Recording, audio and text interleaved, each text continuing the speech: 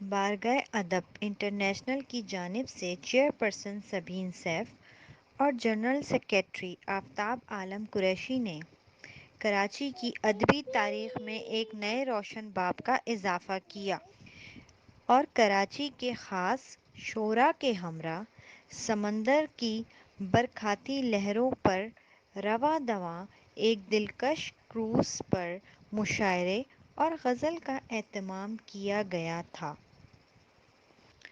اسی دوران پرتکلف زہرانہ میزوں پر سجا دیا گیا۔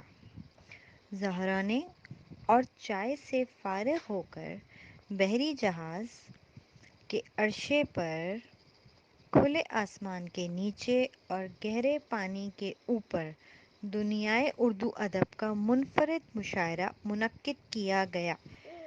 5 نومبر کی دوپہر تمام احباب کماڑی کے ساحل پر جمع ہوئے، ہنستے مسکراتے کروز میں سوار ہوئے اور تمام چہرے پھولوں کی طرح کھل اٹھے تھے۔ کروز آہستہ آہستہ گہرے پانی کی جانب بڑھ رہا تھا۔ شعراء اور دیگر مہمان ایک دوسرے میں گھل مل کر حسین منظر اپنے کیمروں میں قید کر رہے تھے۔ جس کی صدارت معروف شاعر اور دانشور ڈاکٹر شاداب احنانی نے کی۔ مہمان خصوصی کی نشست پر صوبائی وزیر شیلا رضا اور معروف شاعرہ ریحانہ روحی برجمع تھیں۔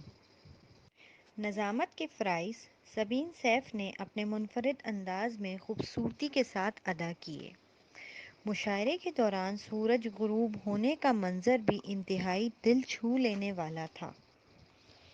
شاعراء اور شاعرات میں خالد معین، ڈاکٹر نزہت عباسی، رضوانہ سعید روز، سبین سیف، آفتاب عالم قریشی، ڈاکٹر حنا عمرین طارق، افروز رضوی، منصور ساحر، شاہدہ عروج، ڈاکٹر لبنہ اکس، لطیف حیدر، سعدیہ سراج، شازیہ عالم اور کشور عروج شامل تھیں۔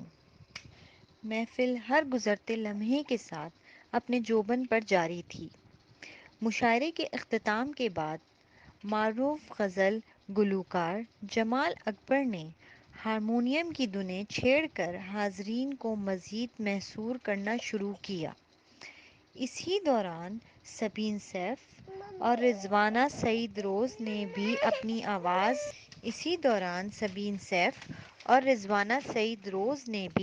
آواز کا خوب جادو جگایا۔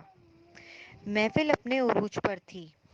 رات 9 بجے جب جہاز ساحل پر لنگر انداز ہو گیا، محفل کو چھوڑ کر جانے کا من کسی کا بھی نہیں تھا، لیکن محفل اختتام پذیر ہو چکی تھی۔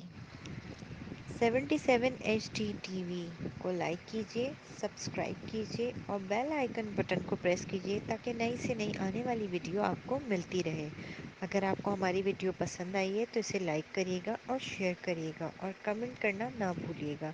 مجھے دیجیے اجازت، نورین عاصم آپ کی اینکر، دعاؤں میں یاد رکھیے۔ اللہ حافظ۔